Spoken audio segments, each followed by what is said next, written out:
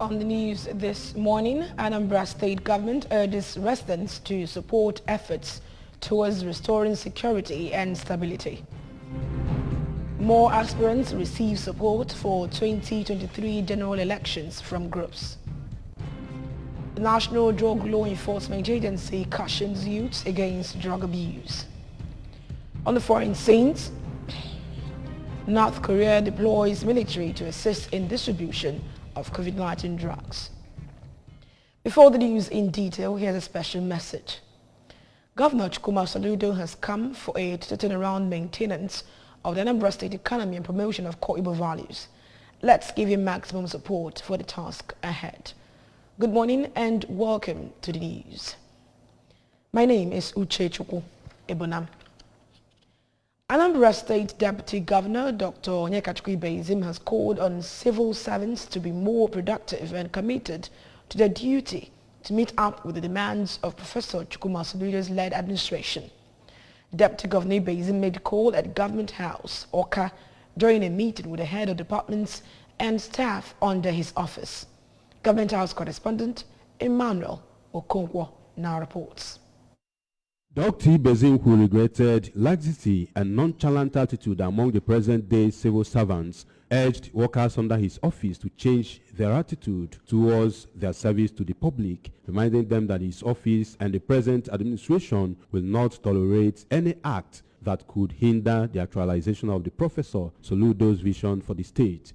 He reassured the commitment of the Soludo government towards restoring sanity and adequate security in the state and asked all the state's residents to partner with the government in achieving the feat.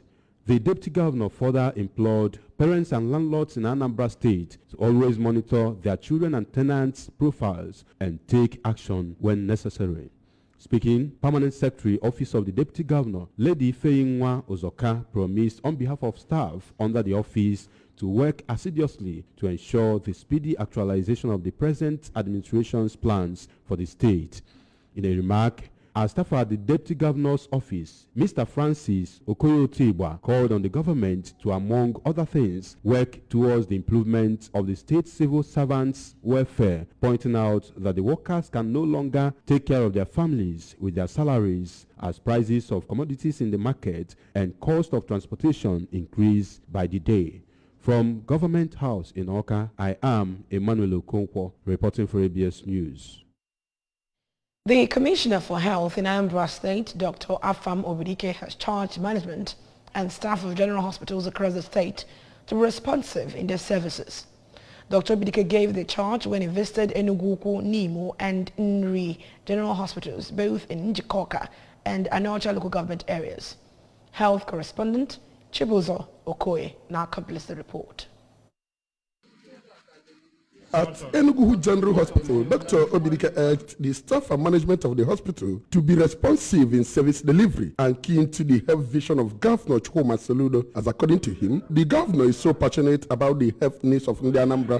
The health commissioner, who expressed dissatisfaction with what he saw at the Nimo General Hospital, regretted that the facilities in the hospital are being underutilized, even as the staff of the hospital were nowhere to be found. Dr. Obidike, however, praised the management and staff of the General Hospital for being dedicated to duty, which he said is in line with Governor Chukwuma Soludo's policy of ensuring that Anambra get value for their money at all times. My promise is that in line with the governor's agenda, who asked us to ensure that General Hospital are functioning and who has asked us to come here today to know what's happening. By next week, this hospital will be reactivated and will be functional. That's the promise. The Principal Health Education Officer, Anambra State Ministry of Health, Mrs. Wamaka Arinze, urged health workers in the state to show more dedication to their job in order to ensure that the Anambra receive quality and affordable health services. They need to understand that they have to own this job because this job is placing food on their table. They ought to be proud of it. There should be a dignity in labor. They should own this job, show that this is the job that is paying my bills, and they have to come to work on time. Responding, Dr. Uchenna Okeke from Enugu General Hospital, who thanked the commissioner for the visit, reassured of enhanced service delivery. I've always advised my colleagues, even my boss, Dr. Chubu does, come to work if you have any reason and take permission later in the day. But I know there's a circular prohibiting burial or condolences on weekdays. It's a one-off thing, and I promise him that it's not next he comes by 8, he will see all of them. From Umbre, in an Onitsha local government area, this is Chibuzo Okoye for ABS News. The Obizie Kunie movement has endorsed the member representing Oka South 2 constituency in the Anambra State House of Assembly, Honorable Chukwuma Okoye, for second tenure in 2023. The group made the endorsement at the event organized in his honor at Nibo Civic Center, Oka South local government area. House of Assembly correspondent Chukwemeka Modelim reports.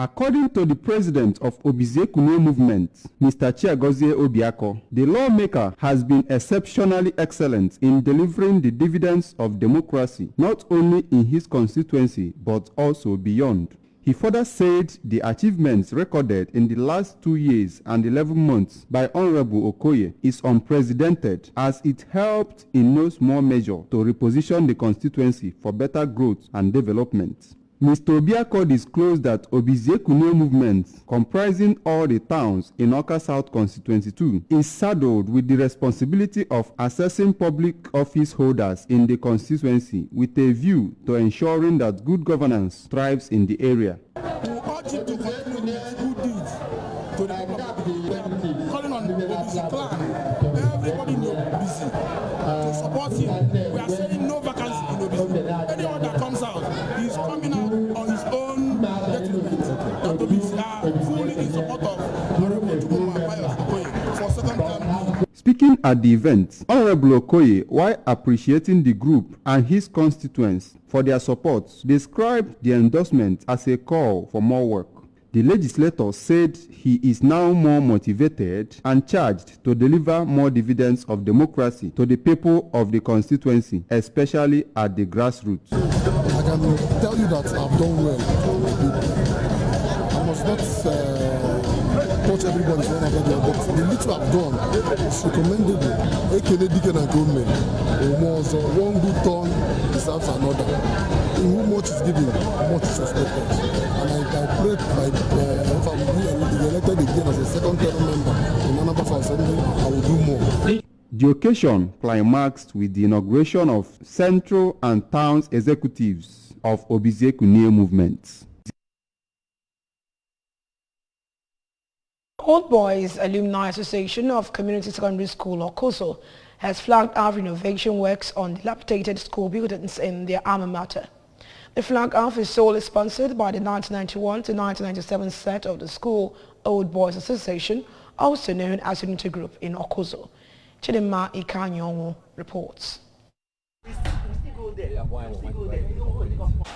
The school, situated at the outskirts of the community, has lots of dilapidated classroom blocks where students have been studying, which were very unconducive for them. For this reason, the Old Boys Association of the school decided, as a way of giving back to the society, to renovate major classroom blocks in the school. The renovation included re-roofing of 5 classroom blocks, replacement of windows, doors, blackboards with white marker boards, as well as tiling, among others. On why they decided to take up the challenge, the chairman of the association, Mr. Ikechukwu Chidume, explained that the condition of the school is now an eyesore, hence the need to take the bold step so that other sets of alumni will follow suit. Mr. Chidume used the opportunity to call on other well-meaning Ndokozo to join hands with them in making the school come alive. What comprised this initiative, because we are a product of this school, so we see how the damage of the school, so we decided to come to the rescue of the school. That's why we organize ourselves to start this building. Yeah, one after the other. After the zinking, then we go on with the plastering, the painting, every other thing goes. And we're also planning to fence the school. Extolling the work done by the old boys of the school, the traditional ruler of Okozo, Igwe Charles Anikweze, noted that such gesture is worthy of emulation, calling on youth of the community to take up teaching jobs in order to reduce scarcity of teachers while they await posting of teachers by the government. I'm very pleased with that set of ex-students of this school. They are models as far as I'm concerned. And the initiative they have demonstrated is very worthy of emulation. I recommend such to other sets of graduates of this institution. Also, one of the teachers present during the flag off, Mrs. Yukeri Anwora, thanked the Old Boys alumni for remembering the school. I'm very, very happy, very grateful to God, and I ask God to bless them, reward them for their goodness, for their kindness, because we are going to benefit, our children and the parents are going to benefit, everybody. So what they are doing is very good. Others present were the Chief Media Advisor to Igwe Anikweze, Chief Wendell Oduche, Chairman, School-Based Management Committee, Okozo, Dr. Ejiko Gebunam, some members of the 1991 to 1997 set of the Old Boys Association, among others. From Okozo, Chidemma Ikanyong, reporting for ABS News. The Deputy Superintendent of Narcotics in Nigerian Drug Law Enforcement Agency, NDLEA, Mrs. Fatima Dauda, has urged youth to shun drug abuse and addiction for a greater and better future. Mrs. Dauda, who gave the advice in Lagos State, said that drugs and substance abuse had become a menace to the Nigerian society and global community as a whole. According to her, drug abuse affects not only the mental and emotional health, but also the daily living, performance and productivity of an individual.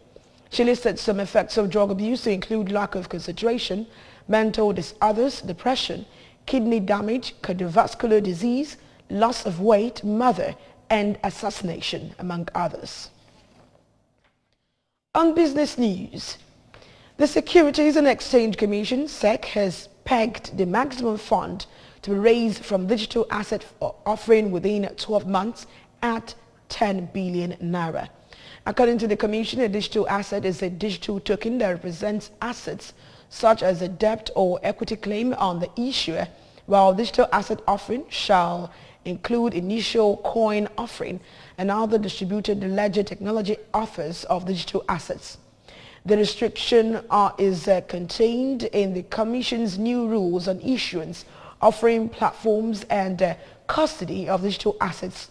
According to the markets regulator, these rules will apply to all issuers seeking to raise capital through digital asset offerings.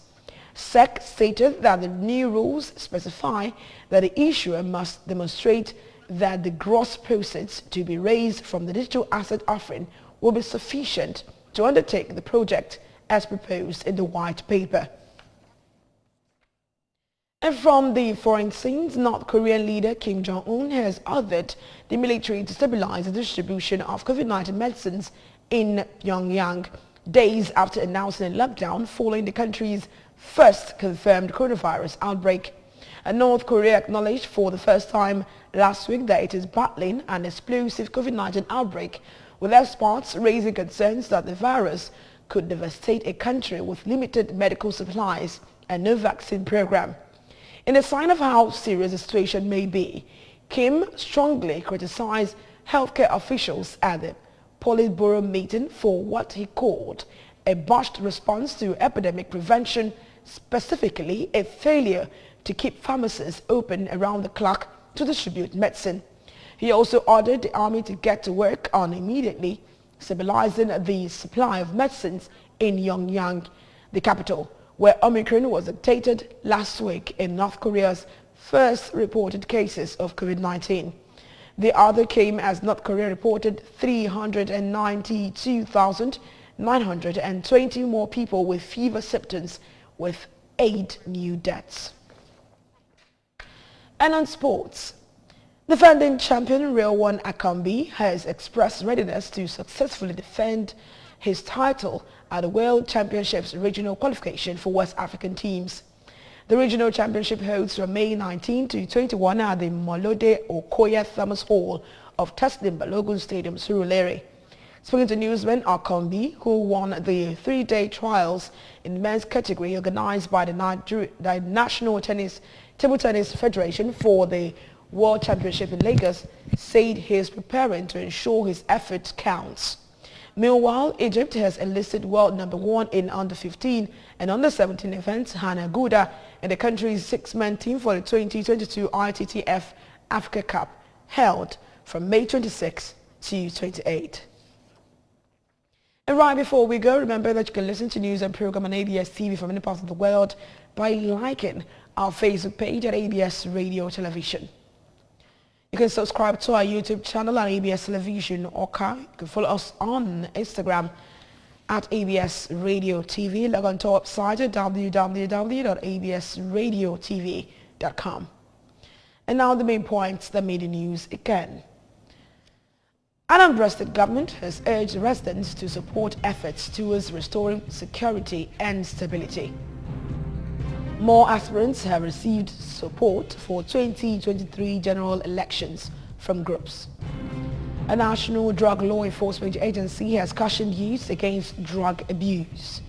And finally, we told you from the foreign scene that North Korea has deployed to assist military in the distribution of COVID-19 drugs. Governor Chukwuma Soludo has come forward to turn around maintenance of Anambra State economy and promotion of core values. Let's give him maximum support for the task ahead. With that, we've come to the end of the news this morning. My name is Uche Chukwu Ebona. Thank you.